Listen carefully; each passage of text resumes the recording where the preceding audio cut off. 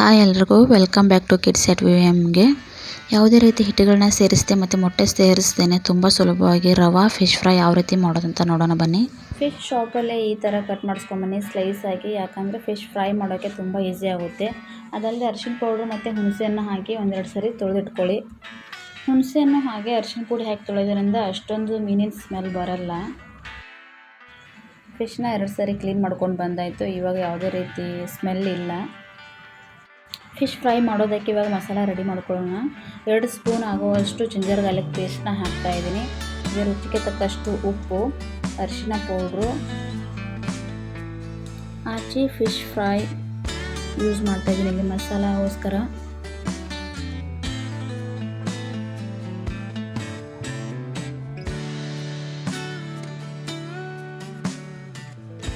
ಒಂದು ಸ್ಪೂನ್ ಆಗುವಷ್ಟು ಧನಿಯಾ ಪೌಡರ್ನ ಆ್ಯಡ್ ಮಾಡ್ತಾಯಿದ್ದೀನಿ. ಅದಲ್ಲದೆ 1 ಸ್ಪೂನ್ ಗರಂ ಮಸಾಲ.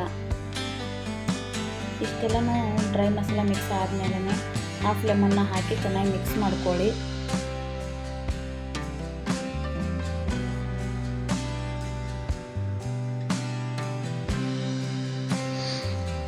ಫಿಶ್ ತೊಗೊಂಡ್ಬಿಟ್ಟು ಈ ಥರ ಅದಕ್ಕೆ ಎಲ್ಲ ಫುಲ್ ಸ್ಪ್ರೆಡ್ ಮಾಡಿ ಮಸಾಲಾನ.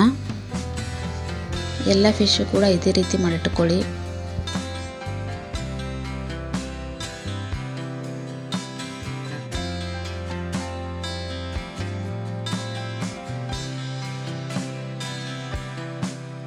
ಮಸಾಲ ಎಲ್ಲ ಹಚ್ಚಿ ಆದಮೇಲೆ 5 ಮಿನಿಟ್ಸ್ ಬಿಟ್ಟು ನಾನಿಲ್ಲಿ ಚಿರೋಟಿ ರವಾನ ತೊಗೊಂಡಿದ್ದೀನಿ. ಅಂದರೆ ಚಿಕ್ಕ ರವೆ ಬರುತ್ತಲ್ಲ ಅದನ್ನು. ಅದಕ್ಕೆ ಅಂದರೆ ಕೇಸರಿ ಬಾತ್ ಮಾಡೋ ರವೆ ಕೂಡ ಅಂತಾರೆ. ಸೊ ನಿಮಗೆ ಚಿಕ್ಕ ರವೆ ಅಂತ ಹೇಳಿದರೆ ಶಾಪಲ್ಲೆಲ್ಲ ಕೊಡ್ತಾರೆ. ಆ ರವೆ ತೊಗೊಂಡು ಮಸಾಲ ಫಿಶ್ನ ಅದರಲ್ಲಿ ಫುಲ್ ಈ ಥರ ಪ್ರೆಸ್ ಮಾಡಿ ತೆಗಿಬೇಕು.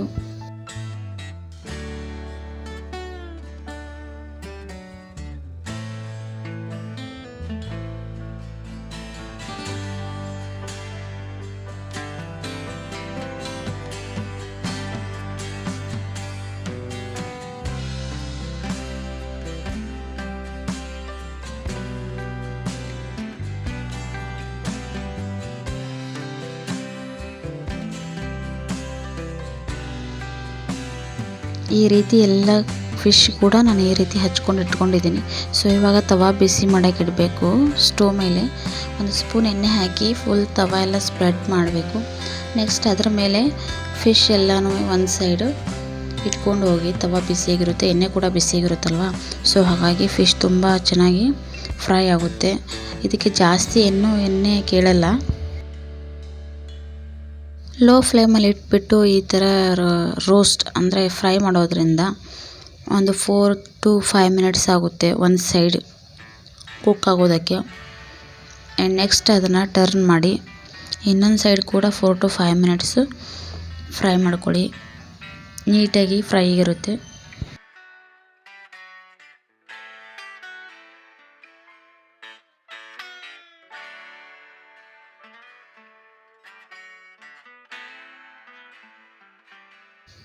ಇಲ್ಲಿ ನೋಡಿ ನಾನು ಒಂದು ಸೈಡ್ ಫ್ರೈ ಮಾಡಿ ಆಗಿದೆ, ಇನ್ನೊಂದು ಸೈಡ್ ಟರ್ನ್ ಮಾಡಿ ಹಾಕ್ತಾಯಿದ್ದೀನಿ.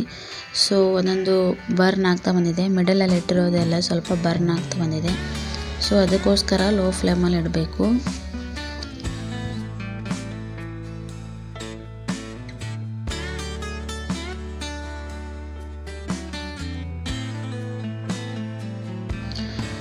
ರವಾ ಫಿಶ್ ಫ್ರೈ ರೆಡಿ ಆಗೋಯಿತು. ಇನ್ನು ತಲೆ ಮತ್ತು ಬಾಲ ಸೈಡೆಲ್ಲ ಉಳಿದಿರುತ್ತಲ್ವ, ಅದನ್ನ ಏನು ಕಾಸು ಕೊಟ್ಟು ತಂದಿರ್ತೀವಿ, ಬಿಸಾಕೋಕ್ಕಂತೂ ಆಗಲ್ಲ. ಸೊ ತಲೆ ತಿಂದರೆ ತುಂಬ ಒಳ್ಳೆಯದು.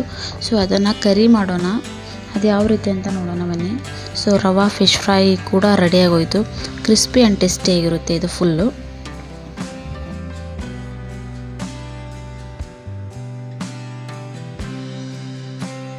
ತುಂಬ ಈಸಿಯಾಗಿ ಒಂದು ಕರಿನ ಮಾಡೋಣ. ಅಂದರೆ ಬಾಣಲಿನ ಬಿಸಿ ಮಾಡೋಕ್ಕೆ ಇಟ್ಬಿಟ್ಟು ಸ್ವಲ್ಪ ಆಯಿಲ್ ಹಾಕಿ ಆನಿಯನು, ಗಾರ್ಲಿಕ್ಕು, ಟೊಮೊಟೊ ಹಾಗೆ ಇಲ್ಲಿ ಕೊಕೊನಟ್ ಕೂಡ ರೋಸ್ಟ್ ಮಾಡ್ತಾಯಿದ್ದೀನಿ. ಇಷ್ಟೆಲ್ಲ ರೋಸ್ಟ್ ಮಾಡಿ ನೆಕ್ಸ್ಟ್ ಅದನ್ನು ಮಸಾಲ ರುಬ್ಕೊಂಡು ಬರೋಣ. ಅದಕ್ಕೆ ಕೊತ್ತಂಬರಿ ಕೂಡ ಆ್ಯಡ್ ಮಾಡ್ಕೊಳ್ಳಿ, ಜೀರಿಗೆನೂ ಆ್ಯಡ್ ಮಾಡಿ. ಮಸಾಲ ರುಬ್ಬುವಾಗಲೇ ಧನಿಯಾ ಪೌಡ್ರು ಮತ್ತು ಗರಂ ಮಸಾಲ ಕೂಡ ಹಾಕಿ ರುಬ್ಬಿ ಮತ್ತು ಹುಣಸೆಹಣ್ಣು ಸ್ವಲ್ಪ ಹಾಕಿ ಹಾಗೆ ಚಿಲ್ಲಿ ಪೌಡ್ರ್ ಕೂಡ ಸೇರಿಸ್ಕೊಳ್ಳಿ.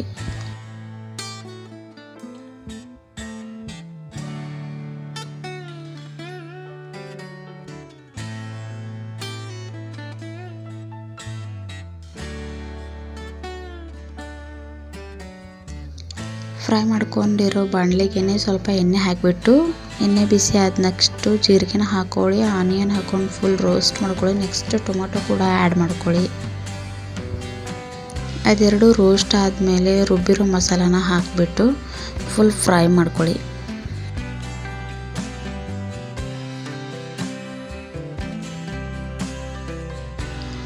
ಅದೇ ಮಿಕ್ಸಿ ಜಾರಿಗೆ ಸ್ವಲ್ಪ ವಾಟರ್ ಹಾಕಿಬಿಟ್ಟು ನಿಮಗೆ ಎಷ್ಟು ಕನ್ಸಿಸ್ಟೆನ್ಸಿ ಬೇಕೋ ಅಷ್ಟನ್ನು ಮಾತ್ರ ವಾಟರ್ ಹಾಕ್ಕೊಳ್ಳಿ. ಯಾಕಂದರೆ ಜಾಸ್ತಿ ವಾಟರ್ ಹಾಕಿಬಿಟ್ರೆ ನೀರು ಆಗಿಬಿಡುತ್ತೆ. ಸೊ ವಾಟರ್ನ ನೋಡಿ ಹಾಕ್ಕೊಳ್ಳಿ. ಆ ಫಿಶ್ ಮುಳುಗೋ ಅಷ್ಟಾದರೂ ವಾಟರ್ ಇರಬೇಕು. ಅಂದರೆ ತಲೆ ಮತ್ತು ಬಾಲ ಮಾತ್ರ ತೊಗೊಂಡಿದ್ದೀವಲ್ಲ, ಸೊ ಅದು ಮುಳುಗೋ ಅಷ್ಟು ವಾಟರ್ ಇದ್ದರೆ ಸಾಕು. ರುಚಿಗೆ ತಕ್ಕಷ್ಟು ಉಪ್ಪನ್ನ ಸೇರಿಸ್ಕೊಳ್ಳಿ. ನೀರು ಕುದಿ ಬರ್ತಿದ್ದಂಗೆ ಫಿಶ್ ಕೂಡ ಅದರಲ್ಲಿ ಇಳಿಸ್ಬಿಡಿ. ಈ ರೀತಿಯಾಗಿ ಫಿಶ್ ಮುಳುಗಬೇಕು. ಆವಾಗ ಫಿಶು ಸರಿಯಾಗಿ ಕುದಿಯೋಕೆ ಆಗೋದು.